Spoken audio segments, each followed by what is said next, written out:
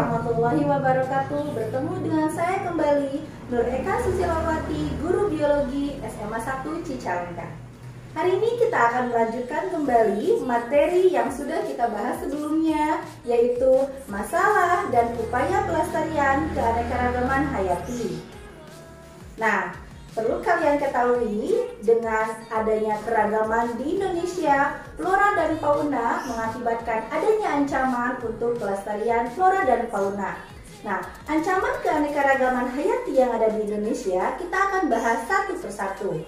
Yang pertama adalah hilangnya habitat yang diakibatkan oleh manusia. Jadi hilangnya habitat itu lahan untuk tumbuhan dan hewan semakin sempit digunakan untuk pemukiman.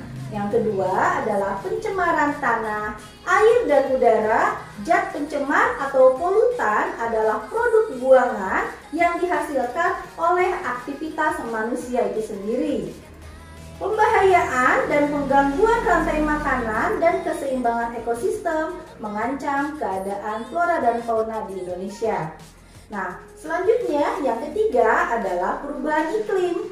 Pencemaran karbon dioksida menyebabkan efek rumah kaca, dapat meningkatkan suhu bumi sehingga kutub es mencair dan air laut naik.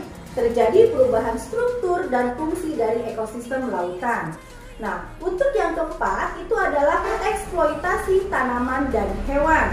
Eksploitasi berlebihan menyebabkan kepunahan spesies tertentu. Nah, untuk selanjutnya adalah yang kelima, adanya spesies pendatang atau masuknya spesies luar yang dapat mengancam spesies lokal yang merupakan spesies langka di daerah tersebut. Nah, kemudian selanjutnya yang keenam adalah industrialisasi pertanian dan hutan pertanian monokultur, yaitu pada pertanian monokultur hanya ditanami satu jenis tanaman, ya, dapat diturunkan. Ini kemudian akan menurunkan keanekaragaman tingkat spesies. Nah, itu tadi adalah upaya pelestarian. Ya, sekarang kita lihat bagaimana upaya pelestarian yang sudah dilakukan oleh pemerintah untuk menjaga keanekaragaman hayati. Yang pertama adalah konservasi in situ, yaitu usaha pelestarian yang dilakukan di habitat aslinya. Contohnya adalah cagar alam rafflesia yang ada di Bengkulu, Suaka Marga Satwa, Pulau Komodo.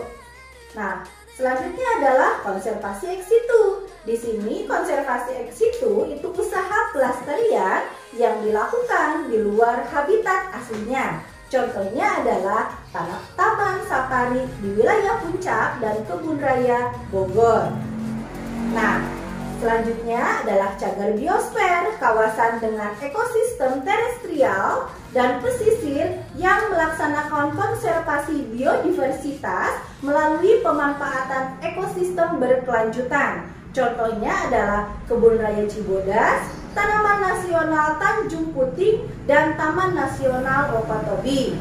Oke, demikianlah materi tentang keanekaragaman hayati atau biodiversitas di KD kedua kelas 11 kelas 10 ini. Setelah itu kita akan masuk ke materi selanjutnya pada pertemuan selanjutnya.